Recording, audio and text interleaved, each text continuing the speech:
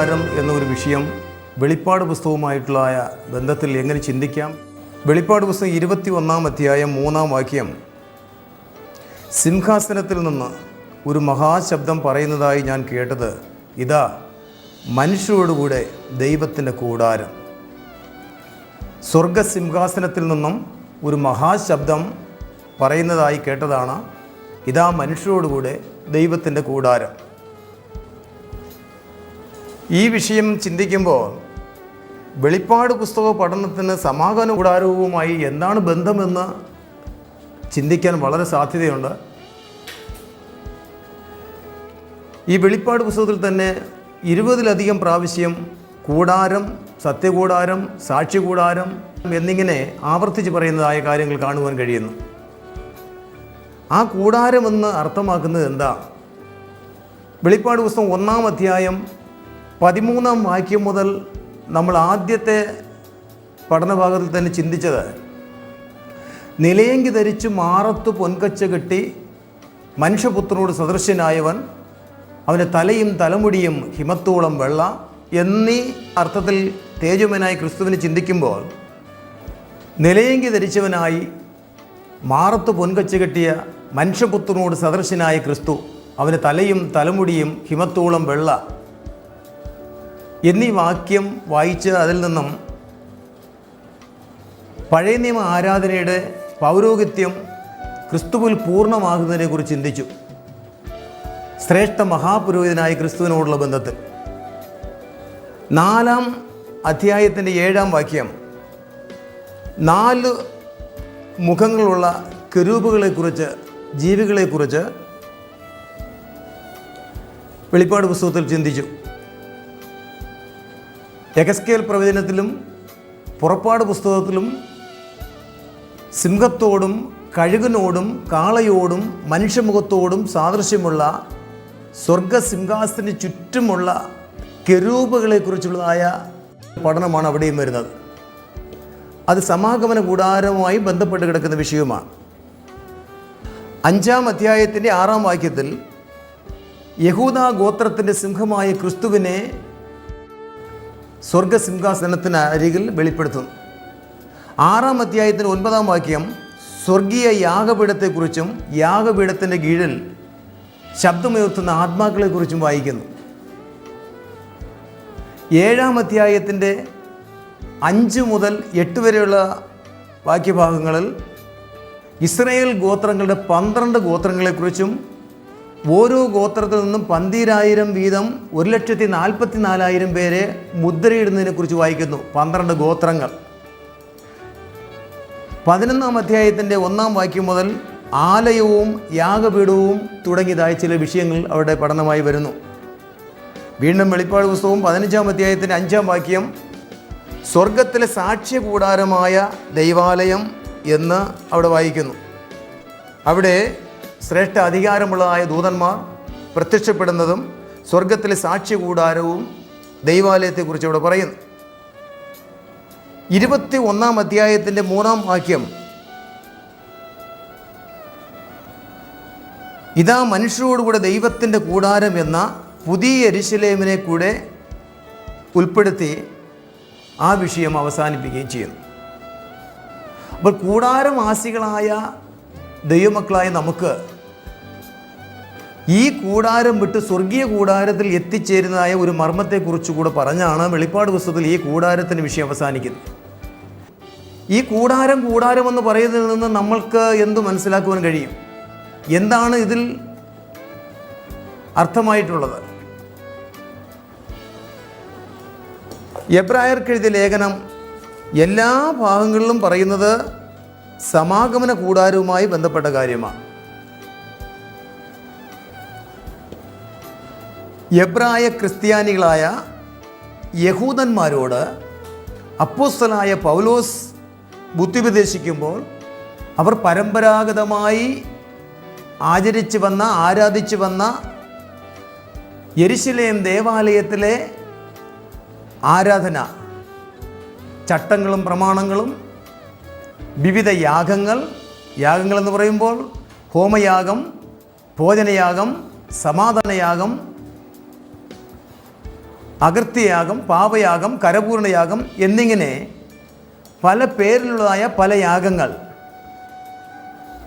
ആട്ടുകൊറ്റൻ്റെയും കാളകളുടെയും രക്തത്താലുള്ളതായ വിടുതലിനെ കുറിച്ചുള്ള വിവരണങ്ങളൊക്കെയും അവർക്ക് വെളിപ്പെട്ട് കിട്ടിയതിനുള്ള ബന്ധത്തിൽ അക്ഷരികമായ യാഗങ്ങൾ അർപ്പിച്ചു പോന്നു.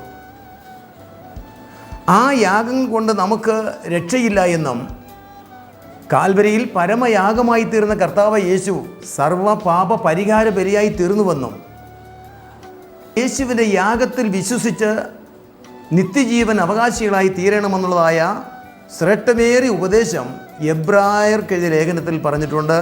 അത് എബ്രായർ എന്ന യഹൂദന്മാരോട് അഥവാ യഹൂദ ക്രിസ്ത്യാനികളോട് പഠിപ്പിക്കുന്ന ഭാഗമാണ്. 4-ാം അധ്യായം 14-ാം വാക്യം, ആകയാൽ ദൈവപുത്രനായ യേശു ആകാശത്തിൽ കൂടി കടന്നുപോയ ഒരു ശ്രേഷ്ഠ മഹാപുരോഹിതനായി നമുക്കുള്ളത് കൊണ്ട്, അപ്പോൾ ശ്രേഷ്ഠ മഹാപുരോഹിതനായ ക്രിസ്തുവിനെ അഹരോന്യ പൗരോഹിത്യത്തോടുള്ള ബന്ധത്തിൽ ഒരു വലിയ കാര്യം അവിടെ വെളിപ്പെടുത്തുകയാണ്. 5-ാം അധ്യായത്തിലും 6-ാം അധ്യായത്തിലും തുടർന്നുള്ള അധ്യായങ്ങളെല്ലാം നിറഞ്ഞു കിടക്കുന്ന വിഷയം സമാഗമന കൂടാരവുമായി ബന്ധപ്പെട്ട വിഷയമാണ്. എന്ന് പറഞ്ഞാൽ സമാഗമന കൂടാരം മരുഭൂമിയിലെ ദേവാലയമാണ്. അത് ഉറപ്പുള്ള പട്ടണമായി യെരുശലേമിൽ മോറിയാമലയിൽ ദാവീദിൻ്റെ പുത്രനിൽ കൂടെ പണിയപ്പെട്ടതായ ദേവാലയത്തിലും ഈ യാഗങ്ങൾ അർപ്പിച്ചു പോന്നു. അതേക്കുറിച്ചുള്ള വിവരണം 7-ാം അധ്യായം അതിൻ്റെ 26-ാം വാക്യം, ഇങ്ങനെയുള്ള മഹാപുരോഹിതനല്ലോ നമുക്ക് വേണ്ടിയത്, പവിത്രൻ, നിർദോഷൻ, നിർമ്മലൻ, പാപികളോട് വേർപെട്ടവൻ, സ്വർഗത്തേക്കാൾ ഉന്നതനായി തീർന്നവൻ, ആ മഹാപുരോഹിതന്മാരെ പോലെ ആദ്യം എന്ന് പറഞ്ഞ ഒരു വലിയ വിവരണം അവിടെ പറയുന്നു. അപ്പോൾ ഇത് മുഴുവനും അതിൻ്റെ അർത്ഥം, അതിൻ്റെ പൊരുൾ വെളിപ്പെട്ട് കിട്ടത്തക്കവണ്ണം നമ്മൾ ചിന്തിക്കാൻ പോകുകയാണ്. വീണ്ടും 8-ാം അധ്യായം, എബ്രായർക്കെഴുതിയ ലേഖനം 8-ാം അധ്യായം അതിൻ്റെ 2-ാം വാക്യം, മനുഷ്യനല്ല കർത്താവ് സ്ഥാപിച്ച സത്യകൂടാരത്തിൻ്റെയും ശുശ്രൂഷകനായ മഹാപുരോഹിതൻ നമുക്കുണ്ട്.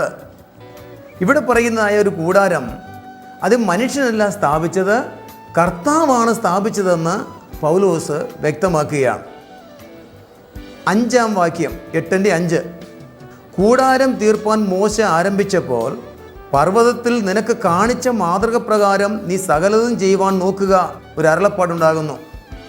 അപ്പോൾ കർത്താവ് സ്ഥാപിച്ചതാണ് ഈ സത്യകൂടാരമെന്നും ഈ സത്യകൂടാരത്തിൻ്റെ പണികാര്യങ്ങൾ എല്ലാം സ്വർഗത്തിലെ യഹോവയായ ദൈവം മോശയ്ക്ക് കാണിക്കുകയും അതിൻ പ്രകാരം പണിയുകയും ചെയ്യണമെന്നുള്ള കൽപ്പനയുണ്ടാകുന്നു. തുടർന്ന് 9-ാം അധ്യായം നിങ്ങൾ നോക്കൂ.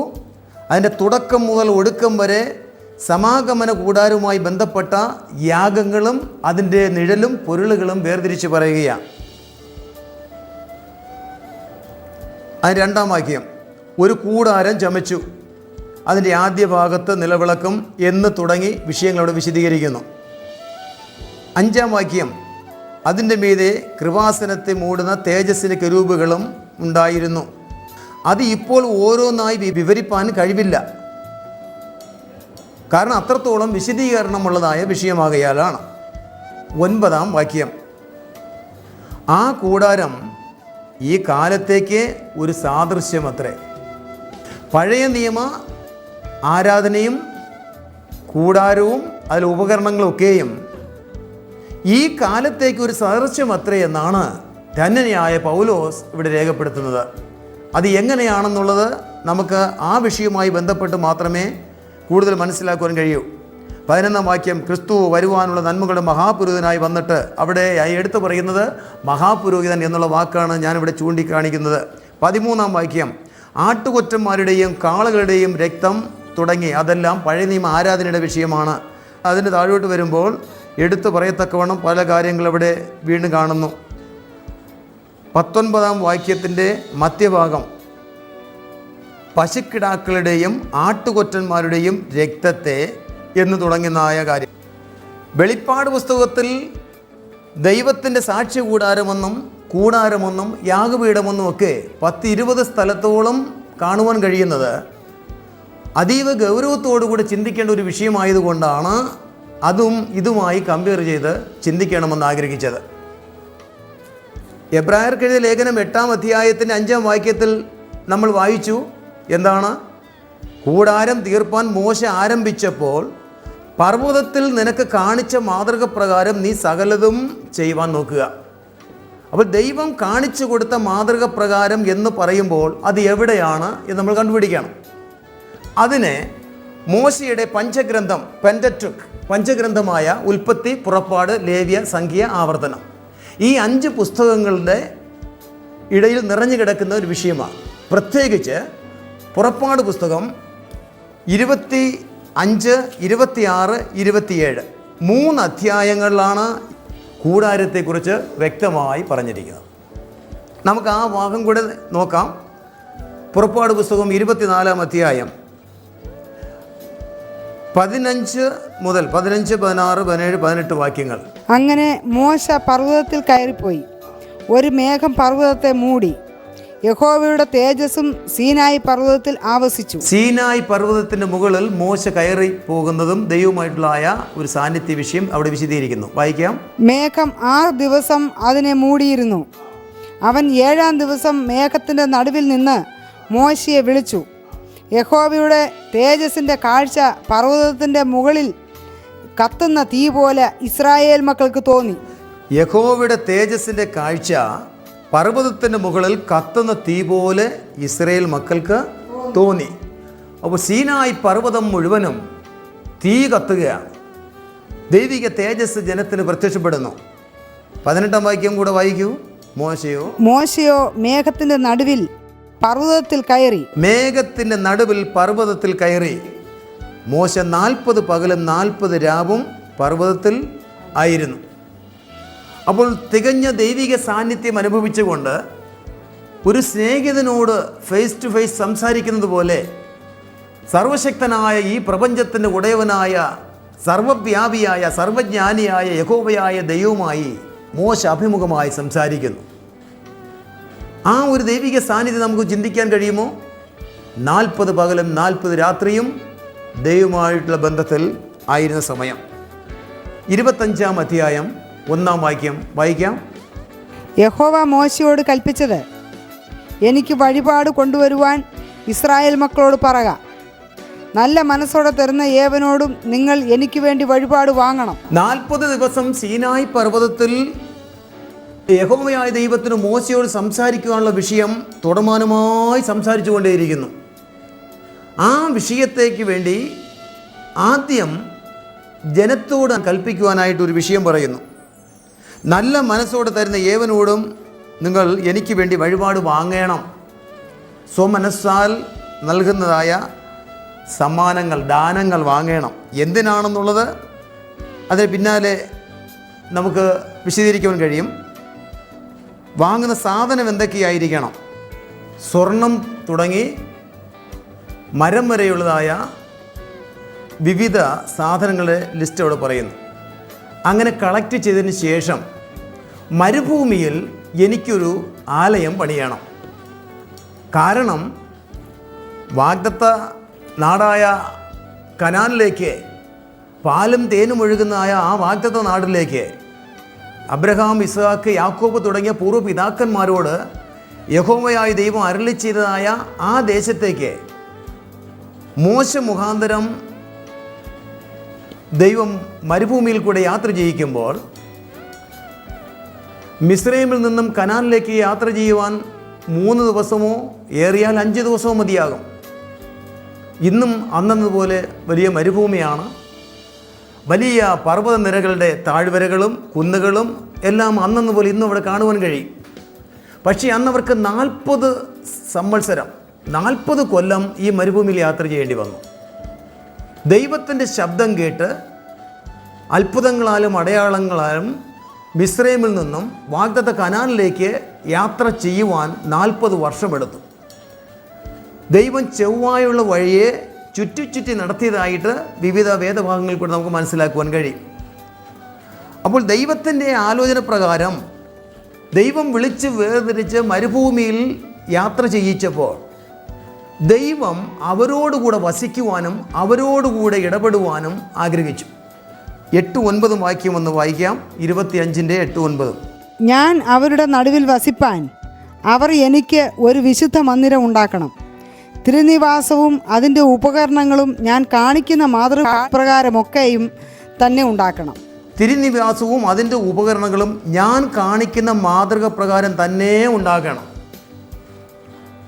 ദൈവം സീനായി മലയുടെ കൊടുമുടിയിൽ നിന്നുകൊണ്ട് മോശയോട് പറയുന്നു, മോശേ, സകല ഉപകരണങ്ങളും ഞാൻ നിനക്ക് കാണിച്ചു തരുന്ന മാതൃക പ്രകാരം തന്നെ ഉണ്ടാക്കണം. അപ്പോൾ സീനായി മലയിൽ ഈ ഉപകരണങ്ങൾ എങ്ങനെ വെളിപ്പെട്ടു? ആ വെളിപ്പെട്ട ഉപകരണങ്ങൾ ആലയം സ്വർഗീയ ആലയമാണ്. സ്വർഗീയ ആലയത്തിൽ ഉണ്ടായിരുന്നതായ ഉപകരണങ്ങളെ മോശയ്ക്ക് വളരെ വ്യക്തമായി കാണിച്ചിട്ട് പറയുന്നു, മോശേ, നീ കാണുന്ന ഈ ഉപകരണങ്ങളുണ്ടല്ലോ, അതിൻ്റെ മെറ്റീരിയൽ, അതിൻ്റെ ഷേപ്പ്, അതിൻ്റെ അളവ്, അത് എങ്ങനെയാണ് നീ കണ്ടുകൊണ്ടിരിക്കുന്നില്ലേ, അത് അതുപോലെ പണിയണം. അതിനെ വ്യക്തമാക്കുന്നത് നോക്കൂ. തിരുനിവാസവും അതിൻ്റെ ഉപകരണങ്ങളും ഞാൻ കാണിക്കുന്ന മാതൃക പ്രകാരം തന്നെ ഉണ്ടാക്കണം. ഇനി അതിൻ്റെ പണിയെക്കുറിച്ചും അതിൻ്റെ വിവരണത്തെക്കുറിച്ചും നമുക്ക് ശ്രദ്ധിക്കാം. 25, 26, 27 അധ്യായങ്ങളിലാണ് ഈ സമാഗമന കൂടാരത്തിൻ്റെ വിശദീകരണം എങ്ങനെ പണിയണമെന്ന് പറഞ്ഞിരിക്കുന്നത്. ഈ 3 അധ്യായങ്ങൾ കൂടെ നിങ്ങൾ കൂട്ടി നോക്കിയാൽ 98 വാക്യങ്ങൾ കാണും. ഇത് കൽപ്പനാ അധ്യായങ്ങളാണ്.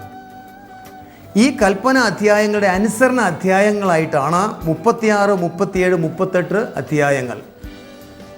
പുറപ്പാട് 36, 37, 38 അധ്യായങ്ങൾ. ഈ 3 അധ്യായത്തിലും ടോട്ടൽ വാക്യം 98 വാക്യം കാണുന്നുള്ളൂ.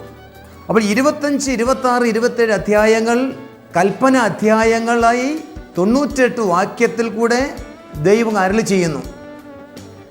36, 37, 38 അധ്യായങ്ങളിൽ കൂടെ 98 വാക്യങ്ങളിൽ അത് അങ്ങനെ തന്നെ ചെയ്തു എന്ന് അവിടെ പൂർത്തീകരിച്ചിരിക്കുന്നു. അതാണ് ഇവിടെ വിവരിച്ചിരിക്കുന്നത്. ഇനി സമാഗമന കൂടാരത്തിൻ്റെ എല്ലാ ഭാഗങ്ങളെക്കുറിച്ചും അറിയണമെങ്കിൽ മറ്റൊരു ഭാഗങ്ങളിലും പോകണ്ട, ഈ 3 അധ്യായത്തിൽ നിന്നും മാത്രം പഠിച്ചാൽ മതി, അതെല്ലാം മനസ്സിലാകും. വ്യാഖ്യാനങ്ങൾ വേറെ അധ്യായങ്ങൾ വരുന്നുണ്ട്. എങ്ങനെ പണിയണം, എന്തുകൊണ്ട് പണിയണം, ഏത് രീതിയിലാകണം എന്നുള്ള വിവരണം ഇവിടെയാണ് പറഞ്ഞിരിക്കുന്നത്. അത് എന്താണെന്നുള്ളത് ഈ ചാർട്ടിലേക്ക് നമുക്കൊന്ന് തിരിയാം. ഈ ചാർട്ടിൽ ഈ കാണുന്നതെല്ലാം നിങ്ങൾക്കിപ്പോൾ വളരെ വ്യക്തമാണ്. മരുഭൂമിയിൽ കുണ്ടും കുഴിയും കുന്നും വലിയ പർവ്വതനിരകളും താഴ്വരകളും ഗർത്തങ്ങളും ഒക്കെ ഉണ്ട്. എന്നാൽ ഇത് പഠന വിഷയമാക്കിക്കൊണ്ട് കൂടാരവാസികളായ ഇസ്രായേൽ ജനം മരുഭൂമിയിൽ താവളം അടിച്ച് കിടക്കുന്നതായ കാഴ്ചയാണ് ഇപ്പോൾ ഈ കണ്ടുകൊണ്ടിരിക്കുന്ന ഈ സ്ഥലത്തെ, ഈ മരുഭൂമിയെ, കൂടാരമിടിച്ചിരിക്കുന്ന ഈ ഭാഗത്തെ പാളയം എന്ന് പറയും. പാളയം. ഈ പാളയത്തിൻ്റെ നടുവിൽ 100 മുഴം നീളം, 50 മുഴം വീതി, അതുപോലെ മറുവശം. ഇത് വടക്കുവശം. 100 മുഴം. 100 മുഴം എന്ന് പറഞ്ഞാൽ അടിക്കണക്ക് പറഞ്ഞാൽ 150 അടിയാണ്. ഇപ്പോൾ 150 അടി നീളം, 75 അടി വീതിയിൽ വെള്ള പഞ്ഞിനൂൽ കൊണ്ട് വളരെ മനോഹരമായി നെയ്തെടുത്തതായ 5 മുഴം ഉയരത്തിൽ അല്ലെങ്കിൽ 7.5 അടി ഉയരത്തിൽ ഒരാൾ കൈ ഉയർത്തിയാലുള്ള അത്രയും ഉയരം വരുന്നു. മറയ്ക്കപ്പെട്ട മതിൽ പോലുള്ള ഒരു ഭാഗമുണ്ട്. ഇതിനെ പ്രാകാരമറ എന്ന് പറയും. അത് 60 തൂണിന്മേലാണ് നിർത്തിയിരിക്കുന്നത്. സമാഗമന കൂടാരത്തിൻ്റെ പഠനം ഇങ്ങനെ തുടരുമ്പോൾ ഒരു കാര്യം ചിന്തിക്കണം. ഇതിൻ്റെ ഓരോ തൂണിനും ഓരോ കുറ്റിക്കും അതിൻ്റെ ചരടിനും അതിൻ്റെ ഡിസ്റ്റൻസിനും എല്ലാം വളരെ കൃത്യമായ കണക്കാണ് വേദപുസ്തകത്തിൽ പറയുന്നത്. അത് അല്പം പോലെ ലംഘിക്കാൻ പാടില്ല എന്ന് കർത്താവ് വ്യക്തമായി അവിടെ പറഞ്ഞിട്ടുമുണ്ട്. കതിരമരം കൊണ്ടുള്ള 60 തൂണിന്മേലാണ് ഇത് നിർത്തിയിരിക്കുന്നത്. എന്നാൽ ഇത് കിഴക്ക് വശമാണ്. ഇങ്ങനെ ഒരു മറച്ചു കഴിഞ്ഞാൽ മതിൽക്കെട്ട് പോലെ കാണുന്ന ഈ സെപ്പറേഷന് അകത്തൊരു ഇടമുണ്ട്. ഇതിനെയാണ് പ്രാകാരം എന്ന് പറയുന്നത്. പ്രാകാരം. നമ്മൾ വീട് പണിയുമ്പോൾ വീടും മതിലിനും ഇടയ്ക്കുള്ള മുറ്റം, ആ മുറ്റത്തെയാണ് ഇവിടെ പ്രാകാരം എന്ന് പറയുന്നത്. ഇതിനകത്ത് പ്രവേശിക്കുവാൻ ഏക വാതിലേ ഉള്ളൂ. അത് 4 തൂണുകൾക്കിടയിലുള്ളതായി 20 മുഴം അല്ലെങ്കിൽ 30 അടി ഡിസ്റ്റൻസ് ഉള്ള ഏകവാതിൽ. ഈ ഏകവാതിൽ ക്രിസ്തുവിനെ കാണിക്കുന്നു. നീലനൂൽ, പഞ്ഞിനൂൽ, ചുവപ്പ് നൂൽ, ധൂമ്ര നൂൽ എന്നീ മനോഹരമായ നൂലുകൾ കൊണ്ട് ചിത്രപ്പണിയായി നെയ്തെടുത്ത പ്രത്യേകമായ ഒരു പ്രാകാര മറയുണ്ട്, ഒരു വാതിൽ മറ. ഈ ഏകവാതിൽ കൂടെ മാത്രമേ ഏതൊരു ഇസ്രയേലിനും ഈ പാളയത്തിൽ നിന്നും ഈ പ്രാകാരത്തിലേക്ക് വരിക. ഈ 2 തൂണുകൾക്കിടയിൽ 5 മുഴം ഡിസ്റ്റൻസ് ഉണ്ട്, എന്ന് പറഞ്ഞാൽ 7.5 അടി. അങ്ങനെയാണെങ്കിൽ നോക്കൂ, 5, 10, 15 മുഴം ഡിസ്റ്റൻസ് ആണ് ഒരു സൈഡ്. കിഴക്ക് വശത്തെ കാര്യമാണ്. മറുവശത്ത് 15 മുഴം, 15 മറിഞ്ച് 30, അപ്പോൾ 20 ശേഷിക്കുന്നു. 20 വാതിലിൻ്റെ അളവ്. ഈ പ്രാകാരത്തിൽ വാതിലിനോട് ചേർന്ന് ആദ്യം സ്ഥാപിക്കുന്നതായ ഉപകരണമാണ് യാഗപീഠം.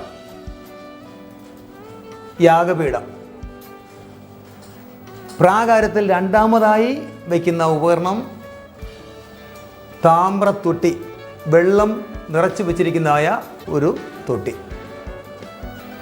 അത് കഴിഞ്ഞാൽ ഇവിടെ 30 മുഴം നീളത്തിലും 10 മുഴം ഉയരത്തിലും 10 മുഴം വീതിയിലുമായി സാക്ഷാൽ സമാഗമന കൂടാരം സ്ഥാപിക്കും. ഇത് പടിഞ്ഞാറ് വശമാണ്. ഇതാണ് സാക്ഷാൽ സമാഗമന കൂടാരം. മുൻവശത്ത് 5 കതിരമരം കൊണ്ട് പണിത കതിരമരത്തിൽ ചുറ്റും സ്വർണ്ണ തകടുകൾ പൊതിഞ്ഞ 5 തൂണുകളുണ്ട്. ഇതിനകത്ത് 48 കതിരമര പലകകളുണ്ട്. ആ കതിരമര പലകയിൽ പൊൻതകട് പൊതിഞ്ഞിട്ടുണ്ട്. കതിരമരത്തിൻ്റെ അളവ് അറിയണോ? 15 അടി ഉയരം, 10 മുഴം എന്ന് പറയും, 15 അടി ഉയരം. അതിൻ്റെ വീതി ഏകദേശം ഒരു കതകിൻ്റെ അത്രയും വീതി വരും. അങ്ങനെ പണിത് ചുറ്റും ഭിത്തി പോലെ നിർത്തിയിരിക്കുന്നതായ പലകളാണ് ഈ കാണുന്നത്.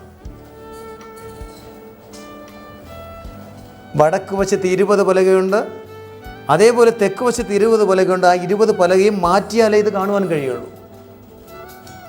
പടിഞ്ഞാറ് വശത്ത് 8 പലകകളുണ്ട്.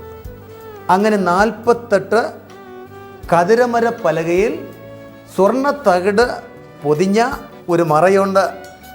അതിൻ്റെ നടുവിൽ ഇവിടെ 30 മുഴത്തെ 20 10 ഡിവൈഡ് ചെയ്തു. 20 മുഴമെന്ന് പറയുന്ന ആദ്യ ഭാഗത്തെ വിശുദ്ധ സ്ഥലം എന്ന് പറയും. ആ വിശുദ്ധ സ്ഥലത്തെയും അതിനിപ്പുറത്തുള്ള 10 മുഴം സ്ക്വയറിൽ കിടക്കുന്ന ഭാഗത്തെ അതിവിശുദ്ധ സ്ഥലം എന്ന് പറയും. ഈ അതിവിശുദ്ധ സ്ഥലത്തെയും വിശുദ്ധ സ്ഥലത്തെയും ഡിവൈഡ് ചെയ്യുന്നതായ ഒരു കർട്ടനുണ്ട്. അതാണ് തിരശീല. തിരശീലയ്ക്ക് ഇപ്പുറം വിശുദ്ധ സ്ഥലം. ആ വിശുദ്ധ സ്ഥലത്ത് വടക്ക് മധ്യഭാഗത്തായി 2 നിരയായി 12 കാഴ്ചയപ്പമുണ്ട്. 12 ഇസ്രായേൽ ഗോത്രങ്ങളെയും പ്രതിനിധീകരിക്കുന്ന ഒരു വിഷയം കൂടെയാണ്. അതിൻ്റെ മീതെ ധൂപം പുറത്തേക്ക് വരുന്നതായ ഒരു സ്വർണ്ണ പാത്രവുമാണ്. ഇതിനെ കാഴ്ചയപ്പ മേശയെന്ന് പറയും. തെക്ക് മധ്യഭാഗത്തായി 7 ശിഖരങ്ങളുള്ളതായ ഒരു പൊൻവിളക്കുണ്ട്. കവരവിളക്കെന്നും പറയും. 7 ശിഖരമുണ്ട്. ഇതിന് ഓരോ പുഷ്പം, പുഷ്പപടം, തണ്ട്, അതിനെല്ലാത്തിനും പ്രത്യേക അർത്ഥങ്ങളുണ്ട്. പടിഞ്ഞാറ് വശത്ത് തിരശ്ശീലയോട് ചേർന്ന് മധ്യഭാഗത്തായി ഒരു ധൂപപീഠമുണ്ട്, ദൈവത്തിന് ധൂപം അർപ്പിക്കുക. ഈ തിരശ്ശീലയ്ക്കകത്ത് ആർക്കും കാണാൻ കഴിയാതെ വണ്ണം എപ്പോഴും തിരശ്ശീല കൊണ്ട് മറച്ചിരിക്കുന്ന ഒരു സ്ഥലമുണ്ട്. അതിനെ കൃപാസനം എന്ന് പറയും. കൃപാസനം ഇതാ ഇവിടെ കാണാം. ഇതിന് നിയമപ്പെട്ടകം എന്ന് പറയും. അതാണ്ട് ഒരു ബോക്സ് പോലെ കാണുന്നില്ലേ, ഇതാ നിയമപ്പെട്ടകം. കതിരമരം കൊണ്ട് പണിത് അതിനെ പൊൻതകട് കൊണ്ട് പൊതിഞ്ഞ് അതിൻ്റെ പുറത്ത് തന്നെ ഒരു വലിയ പൊൻപലകയിട്ട് ആ പൊൻപലകയുടെ ഇരുവശത്തുമായി 2 കിറൂബുകളെ ചിറക് വിടർത്തി മറയ്ക്കുന്ന രീതിയിൽ പണിത് വെച്ചിട്ടുണ്ട്. ഈ കൃപാസനം എന്ന് പറഞ്ഞാൽ ദൈവകൃപയുടെ കിരൂപുകൾ ഉൾപ്പെടെയുള്ള ഇരിപ്പിടത്തിൻ്റെ പലകയാണ് കൃപാസനം എന്ന് പറയുന്നത്. ഈ കൃപാസനത്തെ ഒന്ന് മാറ്റിയാൽ അതിന് അകത്തുള്ള ബോക്സ് ആകുന്ന ഈ പെട്ടകത്തിനകത്ത് നിയമത്തിൻ്റെ കൽപ്പലകളുണ്ട്, അഹരോൻ്റെ തളിർത്ത വടിയുണ്ട്, മന്നയിട്ട് വെച്ച പൊൻപാത്രമുണ്ട്. ഇങ്ങനെ 3 ഉപകരണം കൂടെ ഇതിനകത്തുണ്ട്. പിന്നെ ഇവിടെ ഈ കാണുന്നത് എന്താണെന്ന് ശ്രദ്ധിക്കൂ. ഇവിടെയുള്ള 48 പലകകളിൽ ഒരു പലകയെ പ്രത്യേകിച്ച് ഇവിടെ കാണിക്കുന്നു എന്ന് മാത്രമേ ഉള്ളൂ. ആ ഒരു പലകയ്ക്ക് 5 അന്താഴമുണ്ട്, 2 കുടുമയുണ്ട്, 2 വെള്ളിച്ചുവടുണ്ട്. ഈ വെള്ളിച്ചുവടിൻ്റെ പുറത്താണ് ഈ പലകകൾ നിൽക്കുന്നത്. വീണ്ടും ഇപ്പുറത്തോട്ട് നമ്മുടെ ശ്രദ്ധയൊന്ന് തിരിക്കാം.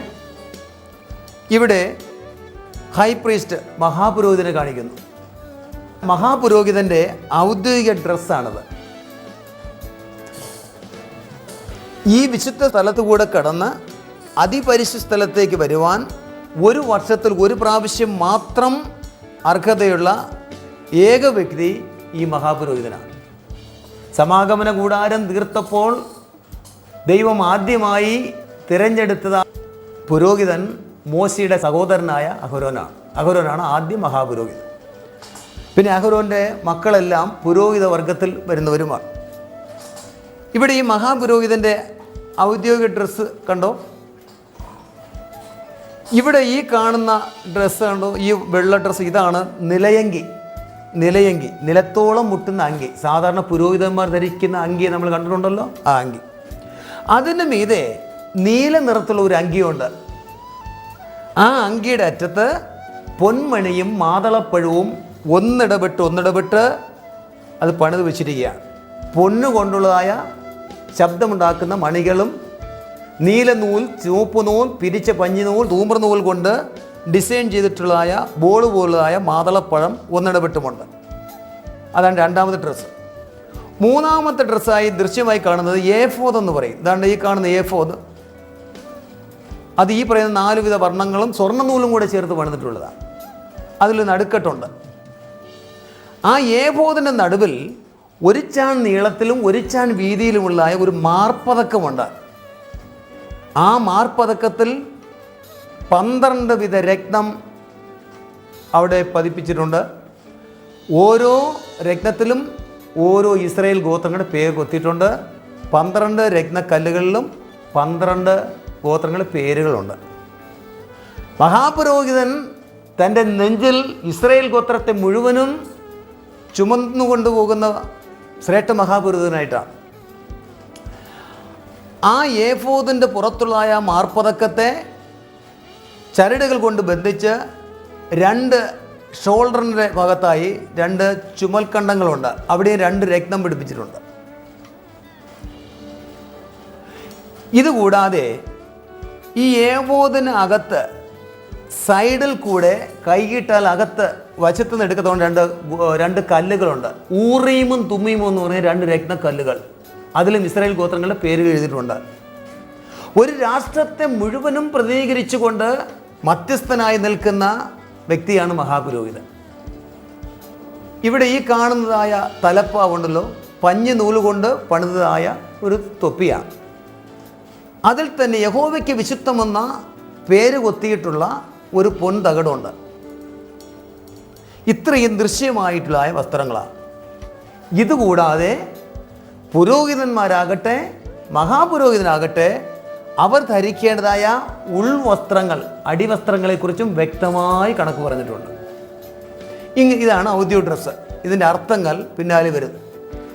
വെളിപ്പാട് പുസ്തകം 1-ാം അധ്യായത്തിൽ നിലയങ്കി ധരിച്ചു മാറത്തു പൊൻകച്ച കെട്ടി മനുഷ്യപുത്രനോട് സദൃശനായി ക്രിസ്തു, അവൻ്റെ തലയും തലമുടി ഹിമത്തോളം വെള്ള എന്ന് പറഞ്ഞു അതിൻ്റെ ഒരു അർത്ഥം മലാക്കി വരെയുമുള്ളതായ, ഒന്നുകൂടെ എടുത്തു പറഞ്ഞാൽ സ്നാപക യോഹന്നാൻ വരെയുമുള്ളതായ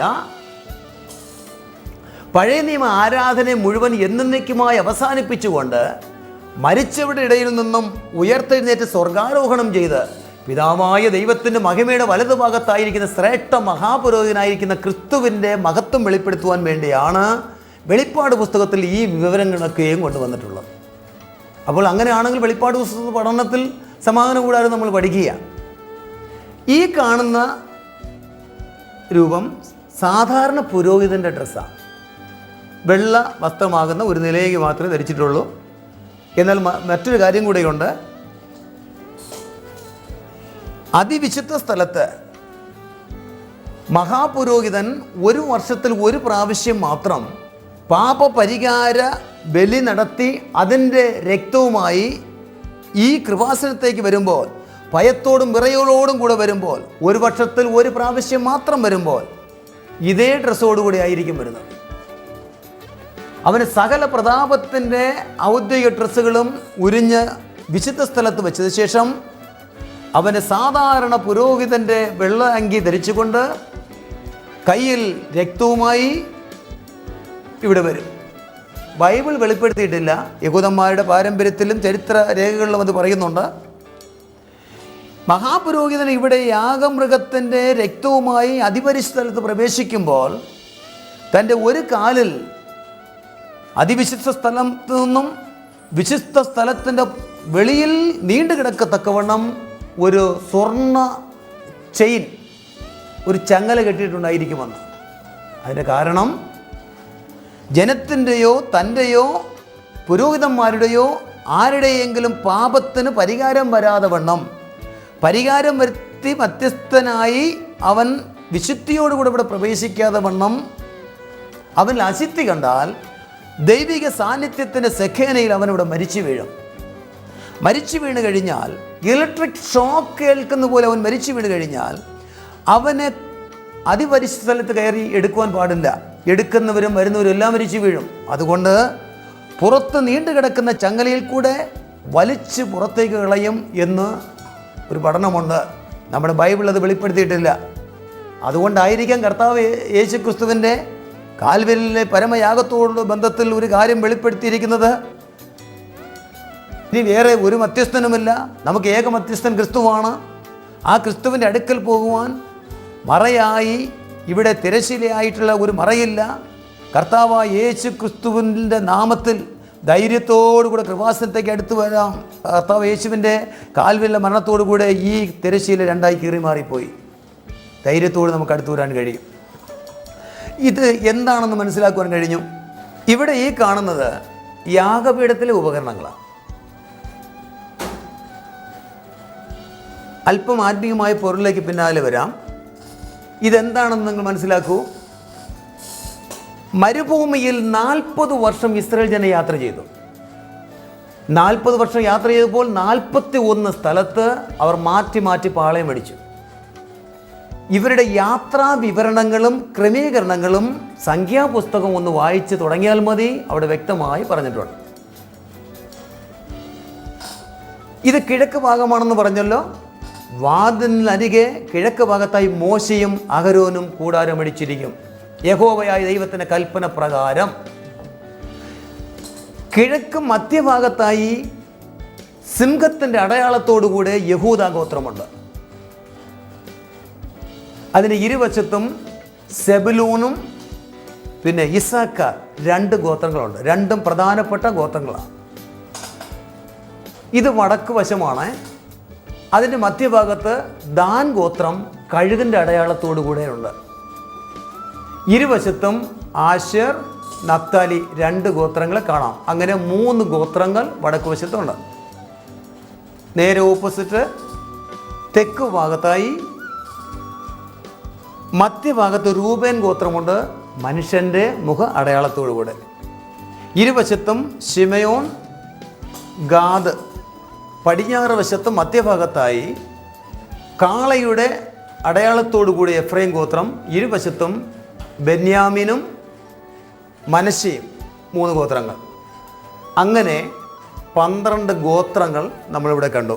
ഈ ആലയത്തോട് അടുത്തായി മോശയും അഹരോനും അവരുടെ മക്കൾ മെരാരി, ഗർശോൻ, കെഹാത്യ 3 ശുശ്രൂഷ വൃന്ദമാണ് ഇതിനരികെ കിടക്കുന്നത്.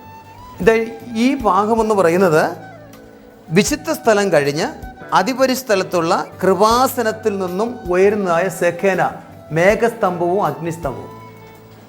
ഈ കാണുന്നു ഈ മേഘസ്തംഭവും അഗ്നിസ്തംഭവും വിരിഞ്ഞു കിടക്കുക. ഇസ്രായേൽ ജനം മരുഭൂമിയിൽ യാത്ര ചെയ്യുമ്പോൾ 20 വയസ്സിന് മുകളിൽ എണ്ണപ്പെട്ട പുരുഷന്മാരുടെ എണ്ണം 6 ലക്ഷത്തിൽ ചില്ലുവാനുമാണ്. പിന്നെ കുട്ടികളും വലിയൊരു സമ്മിശ്ര ജാതിയും എല്ലാം ഉൾപ്പെടെ 10-20 ലക്ഷത്തിലധികം ആളുകൾ തുടക്കത്തിൽ തന്നെ ഉണ്ടായിരുന്നു എന്ന് പറയുന്നു. അത് പിന്നും മരുഭൂമിയിൽ വെച്ച് വർദ്ധിച്ച് പെരുകുകയും ചെയ്തു. അപ്പോൾ അത്രയും ജനം അതാത് ഗോത്രത്തിൻ്റെ പിന്നിൽ ആ ഗോത്രങ്ങളിൽപ്പെട്ട ലക്ഷോപലക്ഷം ആളുകൾ താവളമടിക്കുന്നു. കുറഞ്ഞത് 6 കിലോമീറ്റർ ചുറ്റളവിലാണ് ഈ മരുഭൂമിയിൽ ഇസ്രായേൽ ജനം താവളമടിക്കുന്നത്. ഈ താവളമടിക്കുന്നതായ ഈ ആളുകൾ വർഷങ്ങൾ കഴിയും തോറും 40 വർഷത്തിനിടയിൽ 41 സ്ഥലത്ത് താവളം മാറ്റി മാറ്റി അടിച്ചു എന്ന് ആദ്യം പറഞ്ഞല്ലോ. എന്നാൽ ഏത് സമയത്തും താവളം മാറ്റി അടിക്കുമ്പോൾ ആർക്കും അവരവരുടേതായ സ്ഥാനത്തിൽ നിന്നും മറ്റു സ്ഥാനത്തേക്ക് മാറാൻ പാടില്ല. ഇപ്പം കിഴക്ക് വശത്തോളം 10 വർഷം കിഴക്ക് വശത്തായിരുന്നു കൊണ്ട് വാതിൽക്കൽ അടുത്തുള്ള നീ ഇനി പടിഞ്ഞാറ് വശത്ത് വാ, ഞാൻ കിഴക്ക് വശത്ത് വരാം, അങ്ങനെ ഒരു വിഷയമില്ല. അതുപോലെ തന്നെ വടക്ക് വശത്തുള്ളവൻ തെക്കോ, തെക്കോ വശത്തുള്ളവൻ വടക്കോ, സൈഡിലുള്ളവൻ അങ്ങോട്ടും കൂടെ മാറാൻ പാടില്ല. കൃത്യമായി ഈ പറയുന്ന ക്രമത്തിൽ തന്നെ യാത്ര തുടരണം. മരുഭൂമിയിൽ യാത്ര തുടരുമ്പോൾ 25-30 ലക്ഷത്തോളം വരുന്നതായ ഇസ്രായേൽ ജനവും സമ്മിശ്ര ജാതികളും മൃഗങ്ങൾക്കും വേണ്ടതായ ഭക്ഷണം എവിടെ നിന്ന് കിട്ടും? അവർക്ക് കുടിവെള്ളം എവിടെ നിന്ന് കിട്ടും? അവിടെയാണ് മറ്റൊരു വിഷയം. മരുഭൂമി എന്ന് പറയുമ്പോൾ ഭയങ്കരമായ ചൂടാണ്. മരുഭൂമിയിലും പാറകളിലും ചൂട് തട്ടി അത് വെന്തുരുകുന്നത് പോലെ ഭയങ്കര അത്യുഷ്ണമാണ്. ഭക്ഷിക്കുവാൻ ഒന്നുമില്ല, കുടിക്കുവാൻ വെള്ളവുമില്ല. പക്ഷേ അവരുടെ യാത്ര എങ്ങനെയായിരിക്കും? അവിടെയാണ് വിളിച്ചവൻ ഓരോ വ്യക്തികൾ നടത്തുന്ന രീതി. ചൂട് കൊണ്ട് ഇവർ തകർന്നു പോകാതിരിക്കുവാൻ ദൈവം ചെയ്തതായ കാര്യം എന്താണെന്നറിയാമോ? ഇവിടെ നിന്ന് ഉയരുന്നതായ മേഘം പോലെ ഉയരത്തിലേക്ക് പൊങ്ങുന്നതായ മേഘത്തൂൺ, ഇതാണ് സ്തംഭം, മേഘത്തൂൺ. അതൊരു കുട പോലെ നേരെ മുകളിലോട്ട് വന്നിട്ട് ഇരുവശത്തേക്ക് അങ്ങ് വിരിയും. 6 കിലോമീറ്ററോളം ചുറ്റളവിൽ അടുപ്പിച്ചടുപ്പിച്ച് അവിടെ കൂടാരങ്ങൾ സ്ഥാപിച്ച് താമസിക്കുന്നവർ വെയിൽ കൊണ്ട് ഉഷ്ണക്കാറ്റ് കൊണ്ട് തകർന്നു പോകാതിരിക്കുവാൻ ദൈവം അവർക്ക് മേഘം കൊണ്ട് തണൽ കൊടുത്തു. സ്തോത്രം.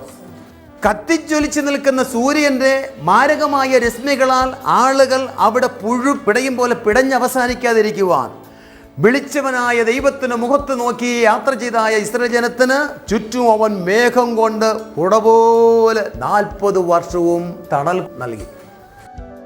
അപ്പോൾ മരുഭൂമിയിൽ അവർ താഴ്ന്നു പോകാത്തതിൻ്റെ ഒരു കാരണം പകൽ മേഘസ്തംഭം കൊണ്ട്, ജലഗണങ്ങളാൽ സമ്മിശ്രമായ മേഘം കൊണ്ട് ഇസ്രായേൽ ജനത്തിന് തണൽ കൊടുത്തു. അതിൻ്റെ അർത്ഥം എന്താണ്? AC-യിൽ ആയിരിക്കുന്ന പോലെ ഒരു അനുഭവമാണ്. സ്തോത്രം. മരുഭൂമിയിൽ ദൈവം ഈ ലക്ഷോപലക്ഷം ആളുകൾക്ക് AC-യുടെ അന്തരീക്ഷം കൊടുക്കുക എന്ന് പറഞ്ഞാൽ എന്താണ് മനസ്സിലാക്കാൻ കഴിയുന്നത്? ദൈവിക പരിപാലനം എത്ര വലുതായിരിക്കുന്നു. അതുകൊണ്ട് തീർന്നു. ഇവർക്ക് പകലും രാത്രി യാത്ര ചെയ്യേണ്ടതായിട്ടുണ്ട്. യാത്ര ചെയ്യേണ്ടി വരുമ്പോൾ അല്ലെങ്കിൽ പാർക്കുമ്പോൾ മരുഭൂമിയിൽ ഇലക്ട്രിസിറ്റി സംവിധാനമുണ്ടോ? ഇന്നല്ലേ അതുള്ളൂ, പണ്ട് അതുമില്ല. എങ്കിൽ തന്നെയും ദൈവം അവർക്ക് വെളിച്ചമായിരുന്നു. ഈ മേഘം തന്നെ രാത്രിയിൽ അത് തീ പോലെ ദൈവിക തേജസ് കൊണ്ട് റിഫ്ലക്റ്റ് ചെയ്യുന്നതായ ഒരു പ്രകാശമായി തീരും. അതിൻ്റെ ഒരു ചാർട്ട് രാത്രിയെ കണ്ടാൽ എങ്ങനെ ഇരിക്കുമെന്നുള്ളത് വേറൊരു ചിത്രത്തിൽ കൂടെ നിങ്ങൾക്ക് ഇപ്പോൾ കാണുവാൻ കഴിയും. ഇതാണ്. അപ്പോൾ പകൽ മേഘസ്തംഭം കൊണ്ടും രാത്രി അഗ്നിസ്തംഭം കൊണ്ടും, രാത്രി അവർക്ക് മുഴുവൻ പ്രകാശമാണ്, വഴി നടത്തി. 78-ാം സങ്കീർത്തനം 14-ാം വാക്യം, പകൽ സമയത്ത് അവൻ മേഘം കൊണ്ടും രാത്രി മുഴുവനും അഗ്നിപ്രകാശം കൊണ്ടും അവരെ നടത്തി. പിന്നെ അടുത്ത് വായിക്കുന്നത്, അവൻ മരുഭൂമിയിൽ പാറകളെ പിളർന്നു, ആഴികളാൽ എന്നപോലെ അവർക്ക് ധാരാളം കുടിപ്പാൻ കൊടുത്തു. 105-ാം സങ്കീർത്തനം 37-ാം വാക്യം, അവൻ അവരെ വെള്ളിയോടും പൊന്നോടും കൂടെ പുറപ്പെടുവിച്ചു, അവരുടെ ഗോത്രങ്ങളിൽ ഒരു ബലഹീനനും ഉണ്ടായിരുന്നില്ല. 39-ാം വാക്യം, അവൻ തണലിനായി ഒരു മേഘം വിരിച്ചു, രാത്രിയിൽ വെളിച്ചത്തിനായി തീ നിർത്തി. അവർ ചോദിച്ചപ്പോൾ അവൻ കാടകളെ കൊടുത്തു. സ്വർഗീയ ഭോജനം കൊണ്ട് അവർക്ക് തൃപ്തി വരുത്തി. സ്വർഗീയ ഭോജനം കൊണ്ട്, മരുഭൂമിയിലായിരുന്നത് കൊണ്ട് സ്വർഗീയ ഭോജനം കൊടുത്ത് ദൈവം അവരെ തൃപ്തിപ്പെടുത്തി. ഇങ്ങനെ സങ്കീർത്തനങ്ങൾ തുടങ്ങി മറ്റ് പല ഭാഗങ്ങളിലും അത് നമുക്ക് കാണുവാൻ കഴിയുന്നു. ഇപ്രകാരം സമാഗമന കൂടാരം പണിത് തീർത്തതിന് ശേഷം ദൈവം അവർക്ക് നൽകിയതായ അനുഗ്രഹങ്ങൾ. പുറപ്പാട് പുസ്തകം 34 മുതൽ 38 വരെ. അപ്പോൾ മേഘം സമാഗമന കൂടാരത്തെ മൂടി. അപ്പോൾ ഇവിടെ ശ്രദ്ധിക്കൂ, ഈ ചിത്രം കൂടെ ശ്രദ്ധിക്കൂ.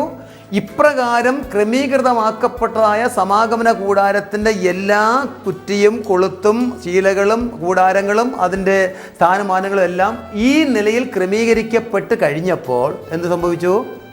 മേഘം സമാഗമന കൂടാരത്തെ മൂടി. ഹല്ലേലൂയ.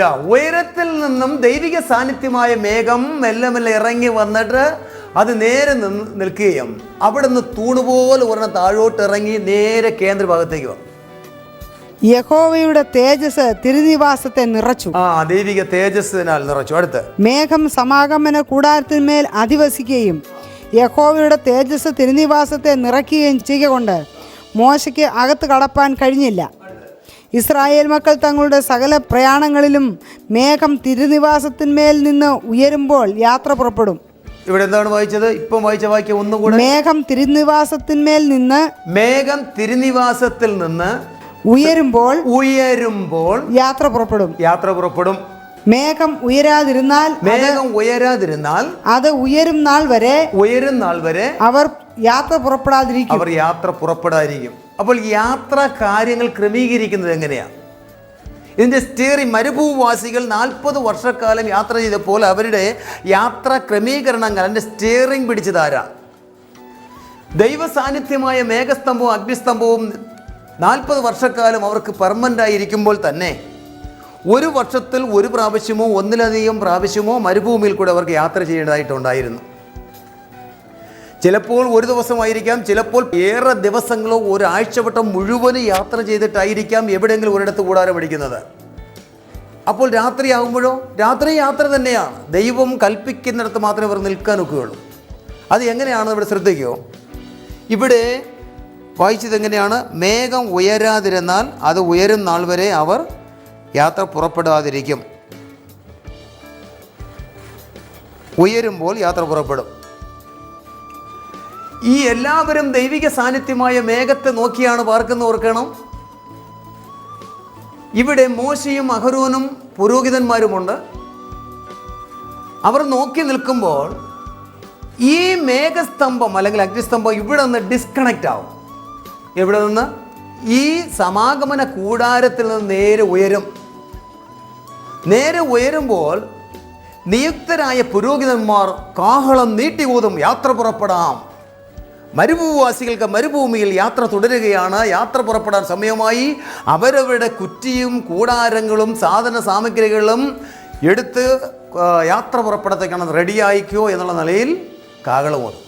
ഈ സാധനങ്ങളെല്ലാം അതുപോലെ കൊണ്ടുപോകാനുള്ള ക്രമീകരണം. ഇവിടെ കെഹാത്യർ, ഇംഗ്ലീഷിലാണ് കൊഹാത്ത് എന്ന് പറയുന്നത്. കെഹാത്യർ, ഗർശോൻ, മെരാരി, അഹരോൻ, മോശ, ഇതെല്ലാം ശുശ്രൂഷ വൃന്ദങ്ങളാണെങ്കിൽ അതിൽ തന്നെ ഈ ഒരു കൂടാരത്തിൽ ഒരു 10-20 പേരെന്നുള്ള നിലയിലല്ല, അവരുടെ അംഗസംഖ്യ തന്നെ 10,000-കണക്കിനും ലക്ഷക്കണക്കിനുമുണ്ട്. ഒരു കൂടാരമല്ല, അനവധി കൂടാരങ്ങളിലാണ് അവർ പാർക്കുന്നത്. ഇതിന് ചുറ്റും 100 കണക്കിനോ 1000-കണക്കിനോ കൂടാരങ്ങളിലായിരിക്കും ആ ശുശ്രൂഷ വൃന്ദങ്ങൾ താമസിക്കുന്നത്.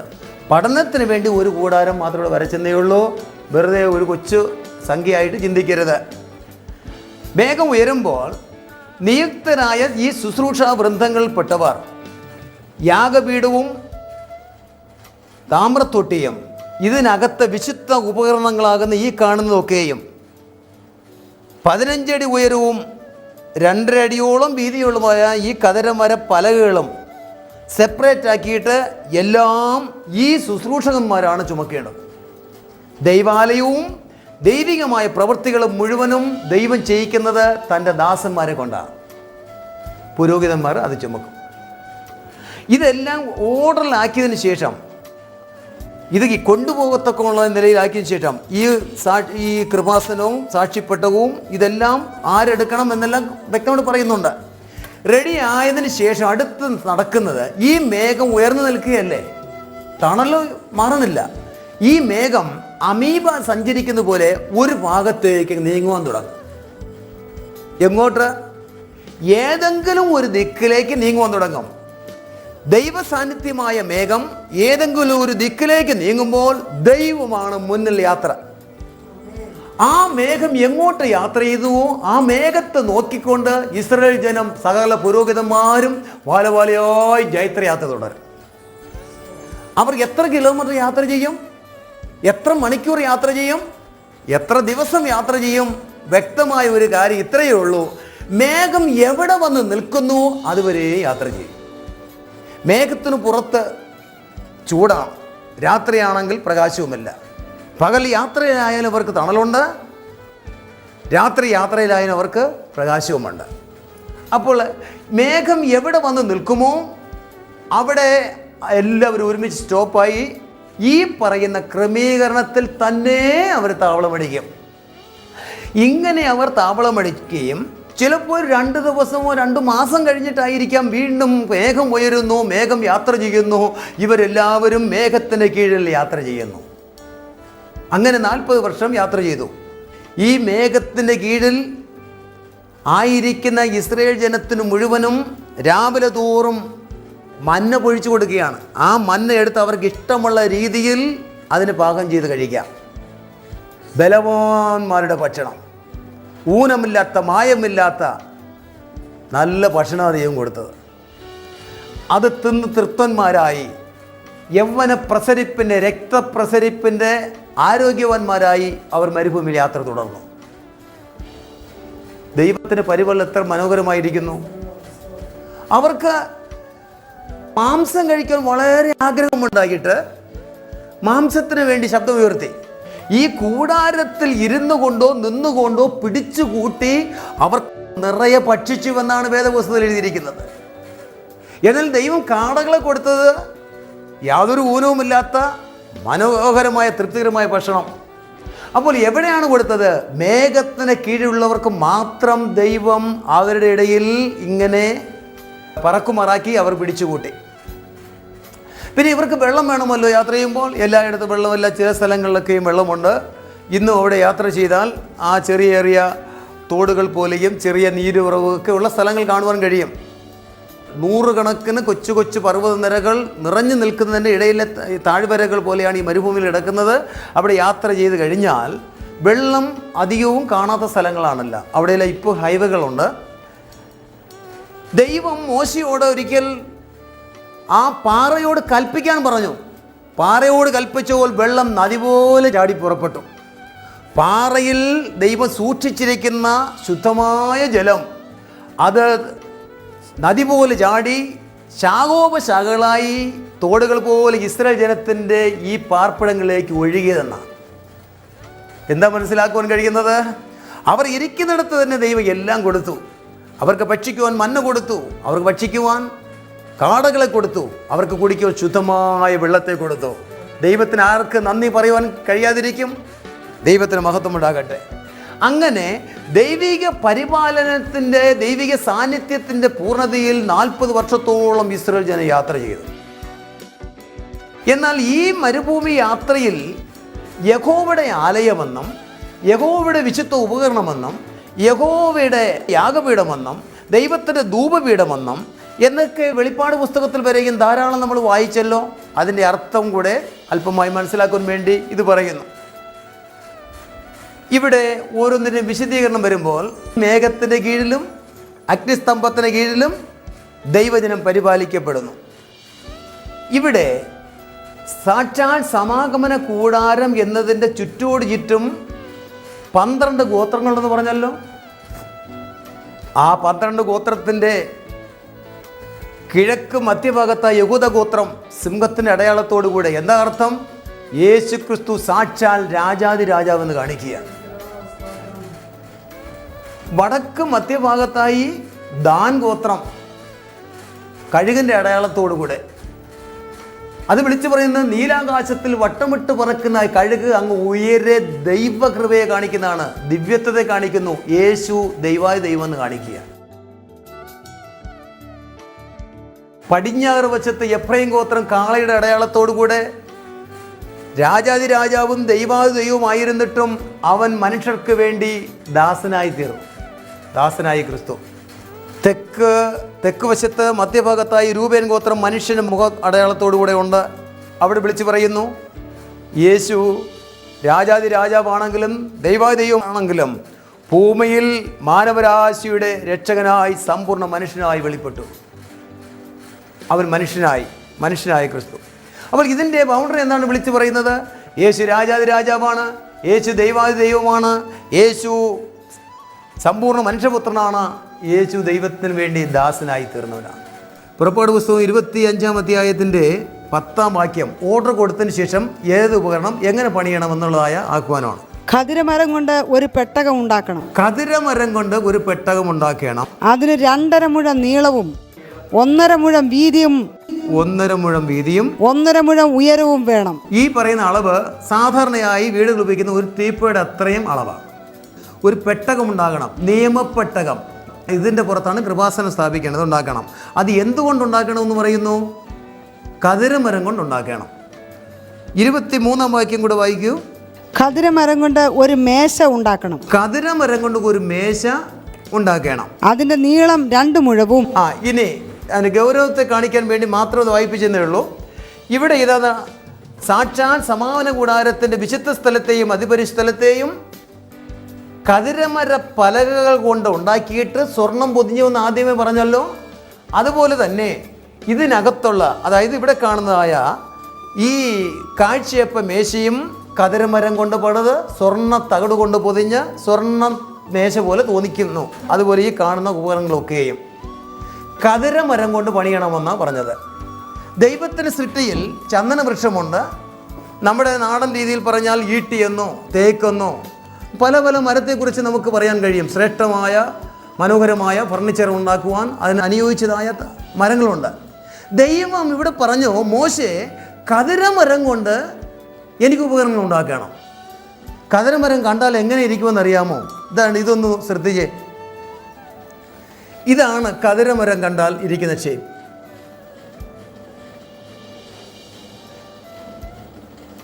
ബലവത്തായ തടി, അതിൽ നിറച്ച് മുള്ളുകളാണ്, ഭീകരത തോന്നിക്കുന്ന മുള്ളുകൾ. എന്നാൽ ഈ ഖദിരമരത്തടിയിൽ ഇതിനേക്കാളും ചെറിയ കുഞ്ഞു കുഞ്ഞു മുള്ളുകളുള്ള തടികളുണ്ട്, ഇതുപോലെ നിറഞ്ഞ വലിയ മുള്ളുകളുണ്ട്, വ്യത്യസ്തമായ മുള്ളുകളുടെ തടികളുണ്ട്. ഖദിരമരത്തടിയെക്കുറിച്ചാണ് നിങ്ങൾ ഈ കാണുന്നത്. ദൈവം പറയുന്നു, ഞാൻ സൃഷ്ടിച്ചതായ വനത്തിൽ നിറഞ്ഞു നിൽക്കുന്നതായ ചന്ദന മരവും ദേവദാരുക്കളും മറ്റ് ശ്രേഷ്ഠ വൃക്ഷങ്ങളുമുള്ളപ്പോൾ ഈ ഖദിരമരം കൊണ്ട് എനിക്ക് ആലയം പണിയണമെന്ന് പറഞ്ഞത്, ഇത് പാപിയായ മനുഷ്യനെ കാണിക്കുക. മുള്ളെങ്ങനെയുണ്ടായി? ദൈവം സൃഷ്ടിച്ചതായ ഈ ഭൂമി സ്വർഗതുല്യമായിരുന്നു. സ്വർഗതുല്യമായിരുന്ന ഭൂമിയുടെ മധ്യഭാഗത്ത് സ്വർഗമെന്ന് വിശേഷിപ്പിക്കുമാറുള്ള ഒരു തോട്ടമുണ്ടായിരുന്നു. അതാണ് ഏദൻ തോട്ടം. ഏദൻ തോട്ടത്തിൽ നന്മ തിന്മകളെക്കുറിച്ച് തിരിച്ചറിയുന്ന വൃക്ഷവും ജീവവൃക്ഷവുമുണ്ട്. ആദാമിന് എല്ലാ സ്വാതന്ത്ര്യവും കൊടുത്തിരുന്നു, എല്ലാറ്റിനുമേലും ഭരണവും കൊടുത്തിരുന്നു. നിയമം ലംഘിച്ചതോടുകൂടെ, കൽപ്പന ലംഘിച്ചതോടുകൂടെ ആദാമും ഹവ്വയും പാപത്തിലകപ്പെട്ടു, നഗ്നരായി തീർന്നു. അതായത് തേജസ് നഷ്ടപ്പെട്ടു, തൻ്റെ അനുഗ്രഹങ്ങൾ നഷ്ടപ്പെട്ടു, തൻ്റെ കുടിപ്പാർപ്പിടമായിരുന്ന ആ ഏദൻ തൻ്റെ ഭവനം നഷ്ടപ്പെട്ടു. വിയർപ്പോടുകൂടെ അധ്വാനിക്കുവാൻ തുടങ്ങി, മുള്ളും പറക്കാരെയും മുളയ്ക്കുവാൻ തുടങ്ങി. മനുഷ്യൻ്റെ പാപത്തിൻ്റെ ഫലമായി, ആദാമ്യ മനുഷ്യൻ്റെ പാപത്തിൻ്റെ ഫലമായി ഭൂമിയിൽ നിന്ന് മുള്ളും പറക്കാരെയും മുളയ്ക്കുവാൻ തുടങ്ങി. ഇസ്രയേലിൻ്റെ ഹൃദയഭാഗത്ത് മാത്രമേ 200-ലധികം മുള്ളുകളുള്ളൂ. ലോകരാജ്യങ്ങൾ എവിടെ സഞ്ചരിച്ചാലും ഏതെങ്കിലും നിലയിലുള്ള മുള്ളുകളോ മുൾ പടർപ്പുകളോ മുൾ വൃക്ഷങ്ങളോ മുൾ വള്ളികളോ കാണുവാൻ കഴിയും. മുൾ വൃക്ഷങ്ങളും മുൾ വള്ളികളും മുൾ ചെടികളും ഏറ്റവും അധികം കാണപ്പെടുന്നത് മിഡിൽ ഈസ്റ്റിലാണ്. ഒന്നുകൂടെ എടുത്തു പറഞ്ഞാൽ ഇസ്രയേലിലാണ്. ഈ ഖദിരമരത്തിൻ്റെ ഈ മുള്ളുകളെ കുറിച്ച് പറയുമ്പോൾ ഈ കാണുമ്പോൾ ചെറിയ ചെറിയ മരമല്ല. ഈ ഖദിരമരത്തിൻ്റെ പീസ് വെട്ടിമുറിക്കണം. വെട്ടിമുറിച്ചാൽ ഈ മുള്ളുകൾ ആദ്യം കളയണം. പിന്നെ അതിനെ കഷ്ണം കഷ്ണമായി മുറിച്ച് അതിനെ കീറണം. അത് സിന്തയിലിടണം. അതിനെ മനോഹരമാക്കി തീർക്കണം. അത് വലിയൊരു പണിയാണ്. പാപിയായ മനുഷ്യനെയാണ് ഈ കതിരമരം കാണിക്കുന്നതെങ്കിൽ അവൻ്റെ തായ് തടിയിൽ നിന്ന് തന്നെ അവൻ അറിയാതെ പാപത്തിൻ്റെ സ്വഭാവമായ മുള്ളെപ്പോഴും വന്നുകൊണ്ടിരിക്കുന്നു. അവൻ്റെ ചിന്ത, അവൻ്റെ നടപ്പ്, അവൻ്റെ പ്രവർത്തനങ്ങൾ. ഭൂമിയിലെ സകല മനുഷ്യനും പാപികളും ദൈവ തേജസ് ഇല്ലാത്തവരായി തീർന്നുവെങ്കിൽ അവൻ്റെ സകല പ്രവൃത്തികളും ചിന്തകളും പാപത്തിൻ്റെ മുള്ളുകളാണ്. അതുകൊണ്ട് പാപിയായ മനുഷ്യനെ തന്നെ രൂപാന്തരപ്പെടുത്തി എൻ്റെ ആലയം പണിയണം. കണ്ടോ? അപ്പോൾ കർത്താവ് പറഞ്ഞതനുസരിച്ച് ചെയ്യുക. പിന്നെ എല്ലാ കതിരമരത്തിലും ഇത്രത്തോളം വലിയ മുള്ളുകൾ കാണണം എന്ന് വരുന്നില്ല. ഈ കതിരമരത്തെ കാണുവാൻ വേണ്ടി ആഗ്രഹിക്കുകയും യാത്ര ചെയ്യുകയും കാണാൻ വേണ്ടി ശ്രമിക്കുകയും ചെയ്തു. അങ്ങനെ കതിരമര കാടുണ്ടെന്നറിഞ്ഞ ഒരു സ്ഥലത്തേക്ക് യാത്ര ചെയ്തു. അത് ബഹറിലാണ്. ബഹറിൽ കതിരമര കാടുണ്ട്. അപ്പോൾ സമുദ്രത്തിൻ്റെ നടുവിൽ ദ്വീപ് പോലുള്ള ഒരു സ്ഥലമാണ്. പക്ഷേ കതിരമരം നിറച്ചുണ്ട്. അവിടുത്തെ കതിരമരങ്ങൾ നിറച്ച് മുള്ളുണ്ടെങ്കിൽ ഇത്രയും വലിയ മുള്ളൊന്നും കാണുന്നില്ല. ആ കതിരമരത്തോടും ബന്ധപ്പെട്ട ആ ഇനത്തിൽപ്പെട്ട പല മുൾവൃക്ഷങ്ങളുണ്ട്. അതിൽ ഒരു വൃക്ഷം, ആ വൃക്ഷത്തിൻ്റെ മുള്ളാണ് യേശുവിൻ്റെ തലയിൽ വെച്ചടിച്ചത്. ഇതുണ്ട് ഇവിടെ നിർത്തിക്കോ.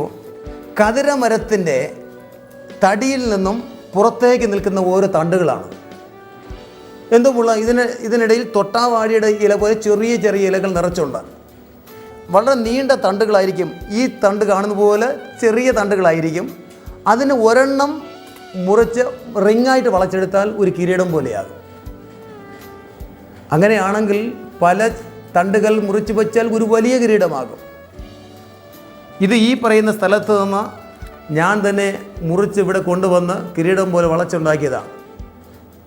കർത്താവ് യേശു ക്രിസ്തുവിനെ അറസ്റ്റ് ചെയ്യുമ്പോൾ അതിനടുക്കൽ മുൾവൃക്ഷമുണ്ട്. ആ വൃക്ഷത്തിൻ്റെ ശിഖരം പടയാളികൾ മുറിച്ച് കിരീടമുണ്ടാക്കി യേശുവിൻ്റെ തലയിൽ വെച്ചുവെന്നും അരിശം കൊണ്ട് പടയാളികൾ കോലെടുത്ത് തലയിൽ അടിച്ചുവെന്നാണ് വേദപുസ്തകത്തിൽ എഴുതിയിരിക്കുന്നത്. പാപത്തിൻ്റെ മനുഷ്യൻ്റെ സ്വഭാവമാകുന്ന മുള്ളുകളെ യേശു തൻ്റെ ശിരസിൽ വഹിച്ചുകൊണ്ട് പാപങ്ങളെ ചുമന്നൊഴുകിയായിരുന്നു. ഈ മർമ്മം വേദപുസ്തകത്തിനകത്ത് പറഞ്ഞിരിക്കുന്നത് എത്ര പേർക്ക് മനസ്സിലാക്കുവാൻ കഴിയും? ഇത് കതിരമരത്തിൻ്റെ വള്ളിയല്ല, കതിരമരത്തിൻ്റെ സ്വഭാവമുള്ള വേറൊരു മരത്തിൻ്റെ മുള്ളാണ്. ഇന്ന് ഇസ്രയേലിൻ്റെ നെടുകയും കുറുകയും യാത്ര ചെയ്താൽ സാധാരണ മുൾച്ചെടികളും മുൾപടർപ്പുകളും അധികം കാണുവാൻ കഴിയുന്നില്ല. ആകപ്പാടെ അവിടെ പോയാൽ കാണുവാൻ കഴിയുന്നത് ഇതുപോലെ ഈ വൃക്ഷമാണ്. വളരെ വലുപ്പമുള്ളതും കൈത്തണ്ടിനേക്കാളും വലുപ്പമുള്ളതായ ആ കൊമ്പുകളുണ്ട്, വലിയ തടികളുണ്ട്.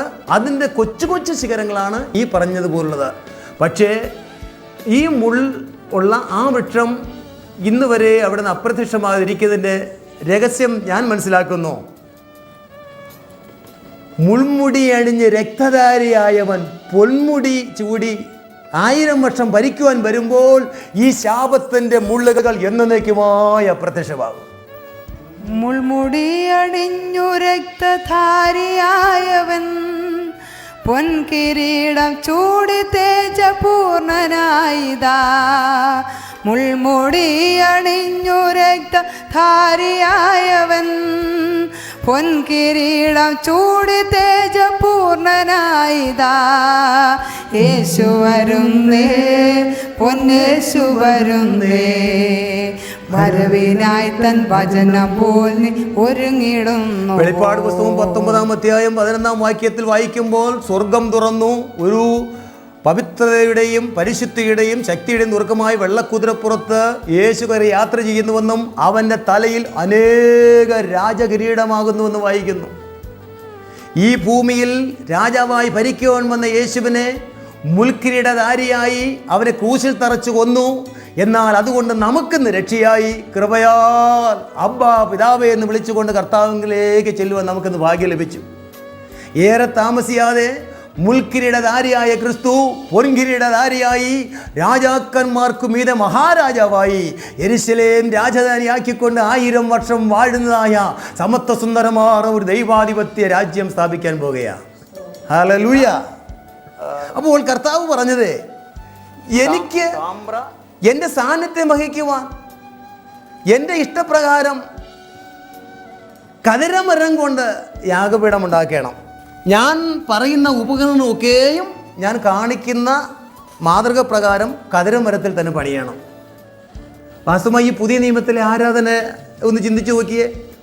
മുഴുമദ്യപാനി, ലോകത്തിൻ്റെ എല്ലാ അഴുക്കിലും എല്ലാ വെറിക്കൂത്തിലും എല്ലാ മ്ലേച്ഛതയിലും എല്ലാ അശുദ്ധിയിലുമായിരിക്കുന്ന കൊടും പാപിയായാലും, രക്താംബരം പോലെ കടുംചുവപ്പായ നിന്റെ പാപത്തിൻ്റെ ഭീകരതയായാലും, മകനെ മകളെ എങ്കിലേക്ക് അടുത്ത് വാ, ഞാൻ നിന്നെ ശുദ്ധീകരിക്കാം, ഞാൻ നിന്നെ എൻ്റെ മകനാക്കാം മകളാക്കാം എന്നുള്ള നിലയിലല്ല ഇന്ന്.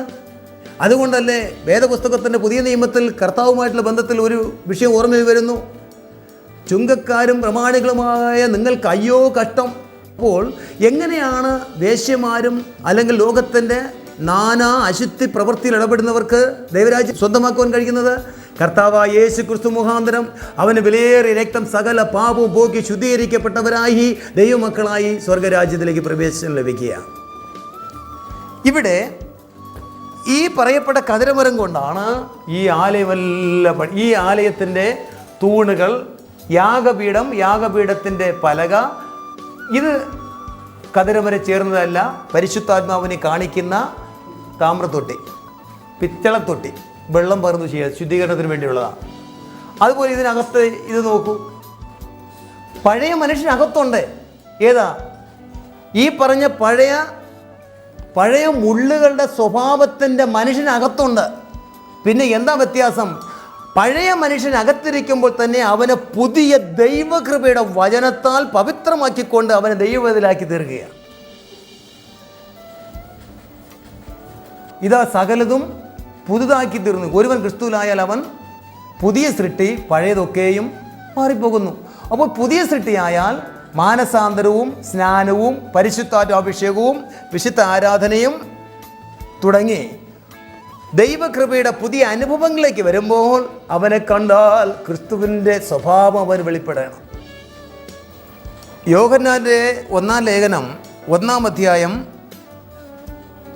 അതിൻ്റെ 7, 8, 9 വാക്യങ്ങൾ നോക്കിയാൽ, നമുക്ക് പാപമില്ല എന്ന് നാം പറയുന്നുവെങ്കിൽ നമ്മെ തന്നെ വഞ്ചിക്കുന്നു. ഒരു വിശ്വാസിക്ക് പാപമുണ്ടോ, പാപം ചെയ്യാൻ കഴിയുമോ എന്ന ചോദ്യത്തിന് അവരവർക്ക് മറുപടി പറയാൻ കഴിയും. കൃത്യമായി മറുപടി ചെയ്യാൻ കഴിയും. മനസാക്ഷിക്ക് യാതൊരു വിധത്തിലും കളങ്കം ചേർത്താതെയുള്ളതായ മറുപടി പറയാൻ കഴിയും. ഒരു വിശ്വാസിക്ക് പാപം ചെയ്യാൻ കഴിയുമോ, പാപം ചിന്തിക്കുവാൻ കഴിയുമോ, നിരൂപിക്കുവാൻ കഴിയുമോ? യോഹന്നാൻ ശ്ലീഹ പറയുന്നു, നമുക്ക് പാപമില്ല എന്ന് നാം പറയുന്നുവെങ്കിൽ നമ്മെ തന്നെ വഞ്ചിക്കുന്നു, സത്യം നമ്മൾ ഇല്ലാതെയായി. വീണ്ടും 2-ാം അധ്യായത്തിന് 1-ാം വാക്യം, എൻ്റെ കുഞ്ഞുങ്ങളെ, നിങ്ങൾ പാപം ചെയ്യാതിരിപ്പാൻ ഞാൻ ഇത് നിങ്ങൾക്ക് എഴുതുന്നു. ഒരുത്തൻ പാപം ചെയ്തുവെങ്കിലോ നീതിമാനായ യേശുക്രിസ്തു എന്ന കാര്യസ്ഥൻ നമുക്ക് പിതാവിൻ്റെ അടുക്കലുണ്ട്. ഇവിടെ പറഞ്ഞതിൻ്റെ സാരം, പരിശുദ്ധാത്മാഭിഷേകം പ്രാപിച്ചുവെന്നും കൃപാവരങ്ങളാൽ ജ്വലിച്ച് പ്രകാശിക്കുന്നവനെന്ന് പറഞ്ഞാലും നീതിപ്രവൃത്തികളുടെയും ദൈവകൃപയുടെ നിറവിൽ നിൽക്കുമ്പോൾ തന്നെ പാപം ചെയ്യുവാൻ കഴിയും എന്നാണ് വേദപുസ്തകം തന്നെ നമ്മെ ബുദ്ധിപദേശിക്കുന്നത്. പിന്നെ എങ്ങനെ ദൈവരാജ്യം സ്വന്തമാക്കുവാൻ കഴിയും? കർത്താവായ യേശുക്രിസ്തുവിൻ്റെ വിലയേറിയ രക്തത്താൽ ഓരോ ദിവസവും ശുദ്ധീകരണം, ഓരോ ദിവസവും മാനസാന്തരം വിശ്വാസികൾക്കുണ്ടാകണം. അതാണ് ഇവിടെ ആവശ്യം. അപ്പോൾ പഴയ മനുഷ്യൻ്റെ പാപ സ്വഭാവം അകത്തുണ്ട്. രക്ഷിക്കപ്പെട്ടു എന്നുള്ള നിലയിൽ ദൈവകൃപയാൽ, ദൈവവചനത്താൽ നാം സുരക്ഷിതരായിരിക്കുന്നത് കൊണ്ട് നമ്മൾ ദൈവകൃപ അനുഭവിക്കുന്നു. ഇനി പഴയ മനുഷ്യനായ കതിരമരത്തിനകത്ത്, കതിരമരം അകത്താണ്, അതിന് പുറത്ത് പൊന്തകട. ഈ പൊന്തകട എവിടെയെങ്കിലും അല്പം ഇളകിപ്പോയാലോ, തട്ടിയോ മുട്ടിയോ ഏതെങ്കിലും നിലയിൽ പൊന്തകടൻ്റെ ഒരു ഭാഗം ഇളയാൽ എന്താ സംഭവിക്കുന്നത്? പഴയ മനുഷ്യൻ പുറത്ത് ചാടും.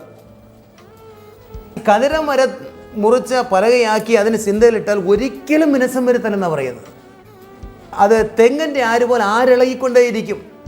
ഒരിക്കലും മിനുസം വരാത്തതായ ആ പലക വീണ്ടും വീണ്ടും ചിന്തയിലിട്ട് കഴിഞ്ഞാൽ പലക ഇല്ലാതെയായി തീരും. അതുകൊണ്ട് മോശയോട് യഹോവ ദൈവം പറഞ്ഞത്, മോശേ, ആശാരിമാരെ കൊണ്ട് ചിന്തയിലെടുപ്പിച്ചത് മതി, അതിന് പുറത്ത് പൊൻ തകട് കൊണ്ട് അങ്ങ് പൊതിയാൻ പറഞ്ഞു. ബലഹീനനായ മനുഷ്യനെ ദൈവവചനം കൊണ്ട് കവർ ചെയ്യുക. അപ്പോൾ കതിരമരത്തിൻ്റെ സ്വഭാവം അതാണ്. ഇനി അങ്ങനെ പണിയപ്പെട്ടതിൻ്റെ പുറത്ത് ഇവിടെ യാഗപീഠം കതിരമരം കൊണ്ട് പണിതിട്ട് താമ്രം കൊണ്ടാണ് പൊതിയുന്നത്. ഇവിടെ അത് ദൈവജനത്തെ കാണിക്കുന്നു. യാഗങ്ങളെക്കുറിച്ച് പറയുമ്പോൾ ഹോമയാഗം, ഭോജനയാഗം, സമാധാനയാഗം, പാപയാഗം, അകൃത്യയാഗം എന്നീ യാഗങ്ങളാണ് ഇതിൽ അർപ്പിക്കേണ്ടത്. ദൈവത്തിന് സൗരഭ്യവാസന യാഗം ഹോമയാഗവും ഭോജനയാഗവും സമാധാനയാഗവുമാണ്. മനസ്സാലെ അർപ്പിക്കേണ്ടതാണ്. ദൈവത്തിന് പ്രസാദമല്ലാത്ത യാഗമാണ് പാപയാഗവും അകൃത്യയാഗവും. പാപവും അകൃത്യവും ചെയ്തിട്ട് ക്ഷമിക്കണമേ എന്നുള്ള നിലയിൽ ക്ഷമാപണത്തിന് വേണ്ടി ഞാനാകുന്ന മൃഗം ഇതാ ചാകുന്നു എന്ന് പറഞ്ഞ് ഒരു ആടിനെയോ കാളയോ കൊണ്ട് യാഗം അർപ്പിക്കും.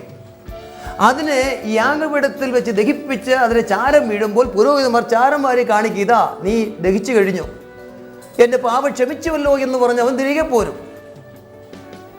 അങ്ങനെ പാപയാഗങ്ങളും അകൃത്യയാഗങ്ങളും അർപ്പിച്ച് ദൈവപ്രസാദമില്ലാത്തതായി തീർന്നപ്പോഴാണ് ദൈവം യാഗങ്ങളെ എന്നേക്കുമായി നിർത്തൽ ചെയ്തുകൊണ്ട് തൻ്റെ ഏകജാതനായ പുത്രനായ ക്രിസ്തുവിനെ ഈ ഭൂമിയിലേക്ക് അയച്ച് സർവ്വ മനുഷ്യൻ്റെയും പാപങ്ങൾക്ക് പരിഹാരകനായി ക്രൂശിൽ യാഗമായി തീർന്നു. ഇവിടെ ഒരു കാര്യം, ചുറ്റും നൂറുകണക്കിന് പുരോഹിതന്മാർ കാണും. ഈ പടം ചിത്രം ചെറുതായിട്ട് കാണും പോലെയല്ല, ഇത് നമുക്ക് പഠനത്തിന് വേണ്ടി ഞാൻ ഡിസൈൻ ചെയ്തിരിക്കുന്ന പുരോഹിതന്മാർ ഇവിടെ നേരത്തെ കണ്ടതുപോലെ ഈ വെള്ള വസ്ത്രധാരികളായി ഇവിടെ കാണും. അവിടെ കയ്യിൽ ഇതുപോലെ വാളോ കുന്തമോ ചട്ടിയോ മുപ്പല്ലിയോ എന്തെങ്കിലും ഉണ്ടായിരിക്കും. ഇവിടെ കൊണ്ടുവരുന്ന ഒരു ഇസ്രയേലിയൻ സാധാരണക്കാരൻ യാഗമൃഗവുമായി, കാളയാകാം, ആട്ടുകൊറ്റനാകാം, പ്രാക്കളാകാം, ഇവിടെ കൊണ്ടുവരുമ്പോൾ ആ പുരോഹിതന്റെ സാന്നിധ്യത്തിൽ ഈ കൊണ്ടുവരുന്ന യാഗാർപ്പകൻ ഈ മൃഗം ഞാനാകുന്നുവെന്ന് തലയിൽ കൈവയ്ക്കുകയും പുരോഹിതൻ ഇവിടെ അറക്കുകയും ചെയ്യും. ഇവിടെ വെച്ച് കഴുത്ത് കണ്ടിക്കും, രക്തം ചിന്തുകയാണ്, പിന്നെ അതിനെ തോലുരിക്കുകയാണ്, പിന്നെ കഷ്ണം കഷ്ണമായി ഇവിടെ വെച്ച് നുറുക്കുകയാണ്. നുറുക്കിയതിന് ശേഷം അതിന് കളയേണ്ട ഭാഗം കളയുന്നു, ദഹിപ്പിക്കേണ്ട ഭാഗം ദഹിപ്പിക്കുന്നു. അതിനെല്ലാത്തിനും നിയമമുണ്ട്. അത് ഈ യാഗപീഠത്തിൽ വെച്ച് ആ മാംസം കത്തി ഉരുകി ദഹിച്ച് ചാരം വീഴുമ്പോഴുള്ളതായ ഗന്ധവും അത് ആകാശത്തേക്ക് ഉയരുന്നതായ തീയും അതിൻ്റെ പുകപടലങ്ങളും കാണുമ്പോൾ രംഗമെന്ന് ഓർത്തു നോക്കിയ വലിയൊരു കൊലക്കളമല്ലേ. ഈ പുരോഹിതന്മാരുടെ വെള്ളവസ്ത്രത്തിൽ യാഗമൃഗത്തിൻ്റെ രക്തം തെറിച്ച് വീണ ഒരു വല്ലാത്തതായ അറപ്പ് തോന്നിക്കുന്നതായ ആ ഒരു കാഴ്ച, രക്തം പുരണ്ടതായ വാളും കത്തിയും, യാഗമൃഗത്തെ തിരിച്ചും വിരിച്ചുമിട്ട് ദഹിപ്പിക്കുവാനായ മുപ്പല്ലികൾ, കുന്തം, ആ ദഹിച്ചു വീണ ചാരം വാരുവാനുള്ളതായ ചട്ടികൾ, തവികൾ, ചട്ടുകങ്ങൾ. പിന്നെ ഇവിടെ ഈ യാഗം അർപ്പിച്ച് കഴിയുമ്പോൾ അടുത്ത യാഗം അർപ്പിക്കുവാൻ കാത്തു നിൽക്കുന്ന യാഗാർപ്പകന്മാർ പലരായതുകൊണ്ട് അവർ യാഗമൃഗത്തോടൊപ്പം ചുറ്റും ഇങ്ങനെ നോക്കി നിൽക്കുമ്പോൾ ഈ ഭീകര രംഗം കണ്ടുകൊണ്ട് നിലവിളിക്കുന്നതായ, ദയനീയമായി നിലവിളിക്കുന്നതായ മൃഗങ്ങളാണ് പശുക്കിടാക്കളും ആട്ടുകൊറ്റന്മാരുമുണ്ട്. ആകപ്പാടെ കണ്ടാൽ ഒരു കുലക്കളമല്ലേ. ഇതാണ് പഴയ നിയമത്തിലെ സാക്ഷാൽ ആരാധന, ദൈവം കൽപ്പിച്ച ആരാധന. ഇതിന് സമമാണ് കാൽവരിയിലെ കുലക്കളം. ഹല്ലേലൂയ, കാൽവരിയിലെ കുലക്കളം. ഇവിടെ കൂട്ടമായി നിലവിളിക്കുന്നതായ ആട്ടുകൊറ്റന്മാരും കാളകളും ധൈര്യമായ രോദനത്തിന് നിലവിളി ഉയർത്തുന്ന പോലെയും കാൽവരിയിൽ യേശുക്രിസ്തുവിന്റെ ആ ക്രൂശീകരണത്തിൽ കണ്ടുകൊണ്ടു നിന്നതായ ആളുകളും സ്ത്രീകളും ഒക്കെ നിലവിളിക്കുന്നു. ഇവിടെ വാളുകൊണ്ടും ഉപകരണം കൊണ്ടും യാഗത്തെ കഷ്ണമായി നുറുക്കും പോലെ യേശുവിന്റെ കൈകാലുകൾ കാര്യംപാണികളാൽ തറയ്ക്കപ്പെട്ടു. കഷ്ണമായി നുറുക്കുന്ന പോലെ തന്നെ യേശുവിന്റെ വിലാപ്പുറത്ത് കുന്തം കുത്തിയിറക്കി, അവന്റെ തലയിൽ മുൾക്കിരീടം അടിച്ചിറക്കി, ധാരധാരയായ രക്തം അവസാനത്തുള്ളി വരെയും ചിന്തപ്പെട്ടു. ഇത് ഈ അക്ഷരീയമായ യാഗപീഠത്തിന്റെ സാക്ഷാൽ പൊരുളാണ് കാൽവരി. മാത്രമാണോ, കാൽവരി ഏലോഹി ഏലോഹി ലമ്മാ ശബത്താനി എന്ന് ഉറക്കം നിലവിളിച്ച് പ്രാണനെ വിടുമ്പോൾ പ്രകൃതി ദുരന്തമുണ്ടാകുന്നു, ഭയങ്കര കൂരിട്ടുണ്ടാകുന്നു, ഭൂകമ്പമുണ്ടാകുന്നു. യെരുശലേം ദേവാലയത്തിന്റെ അടിസ്ഥാനങ്ങൾ ഇളകുവാൻ തുടങ്ങി. പുരോഹിതന്മാർ അന്തം വിട്ട് നോക്കുവാൻ തുടങ്ങി. മഹാപുരോഹിതൻ നോക്കി നിൽക്കുമ്പോൾ തന്നെ ആടി ഉലയുന്നതായ യെരുശലേം ദേവാലയത്തിന്റെ തിരശീല മുകളിൽ തടിയോളം രണ്ടായി കീറി മാറിപ്പോയി. അതാ തിരശീലയാണ് ഈ തിരശീല. യേശു കാൽവരിയിൽ പരമയാഗമായി തീർന്ന് പ്രാണനെ പിതാവിലേക്ക് ഏൽപ്പിക്കുമ്പോൾ യെരുശലേം ദേവാലയത്തിന്റെ ബലവത്തായ അതിമനോഹരമായ തിരശീല 30 അടിയോളം ഉയരമുണ്ടെന്ന് പറയുന്നു. 70 അടിയോളം നീളമുണ്ടെന്ന് പറയുന്നു. 2 ഇഞ്ച് തിക്നെസ് ഉണ്ടെന്ന് പറയുന്നു. 2 യുദ്ധക്കുതിരകളെ അപ്പുറവും ഇപ്പുറവുമായി ബന്ധിച്ചുകൊണ്ട് ഒരു വിസിൽ കൊടുത്തു കഴിഞ്ഞാൽ ഇത് ശക്തമായി ഒരുപോലെ 2 വശത്തായിട്ട് ഓടിയാൽ ഈ തിരശീല അങ്ങോട്ടും ഇങ്ങോട്ടും ചലിക്കാതെ നിശ്ചലമായി നിൽക്കും. അത്രത്തോളം ബലവത്തായ തിരശീല എന്ന് പറയുന്നു. ആ തിരശീല മനുഷ്യൻ താഴേന്ന് കയറുകയല്ല, പുരോഹിതന്മാർ താഴേന്ന് കയറുകയല്ല. ആ ദൈവത്താൽ നിർമ്മിതമായ ആ തിരശീല തന്നെ ദൈവം തമ്പുരാൻ മുകളിൽ 2ആയി കീറി മാറ്റി കൃപാസനത്തേക്ക് പുതിയ ഒരു വഴി തുറന്നു കൊടുത്തു. കാൽവരിയിൽ യേശുവിന്റെ പരമയാഗത്തോടുകൂടെ തിരശീല 2ആയി കീറിക്കൊണ്ട് ക്രിസ്തുവിന്റെ ദേഹമെന്ന തിരശീല 2ആയി ചീന്തിക്കൊണ്ട് വിശുദ്ധ മന്ദിരത്തിലേക്കുള്ള അതിവിശുദ്ധ സ്ഥലത്തേക്കുള്ള കൃപാസനത്തേക്കുള്ളതായ പുതിയ വഴി തുറന്നു കൊടുത്തു. ഇന്ന് ഒരു മധ്യസ്ഥനും വേണ്ട, ഒരു പുരോഹിതനും വേണ്ട, ഒരു മഹാപുരോഹിതനും വേണ്ട. നമ്മുടെ ശ്രേഷ്ഠ മഹാപുരോഹിതൻ പിതാവായ ദൈവത്തിൻ്റെ മഹിമയുടെ വലത്തുഭാഗത്ത് അവൻ തേജോമയനായിരിക്കുന്നു. നമുക്ക് ധൈര്യത്തോടുകൂടി അവൻ്റെ അടുക്കിലേക്ക് ചെല്ലാം. പ്രിയമുള്ളവരെ, വേദപുസ്തകം വായിക്കുമ്പോൾ പഴയ നിയമത്തിലും പുതിയ നിയമത്തിലും, പുതിയ നിയമം അവസാനിക്കുന്ന ഏക പ്രവചന ഗ്രന്ഥമായിരിക്കുന്ന വെളിപ്പാട് പുസ്തകത്തിലും ധാരാളം പ്രാവശ്യം സ്വർഗീയ യാഗപീഠത്തെയും സ്വർഗീയ ആലയത്തെയും സമാഗമന കൂടാരത്തോട് ബന്ധപ്പെട്ട കൂടാരത്തിൻ്റെതായ നിഴലും പൊരുളുമായ വിഷയങ്ങളെയും എടുത്തു പറയുന്നു. അതിൻ്റെ കാരണം എന്താണെന്നുള്ളത് അക്ഷരികമായും കുറച്ച് കാര്യങ്ങൾ മാത്രം ആത്മീയമായും നമ്മളിവിടെ ചിന്തിച്ചു. ഈ വിഷയം തൽക്കാലം ഇവിടെ ഉപസംഹരിക്കുന്നു. ദൈവം നമ്മെ അനുഗ്രഹിക്കുമാറാകട്ടെ.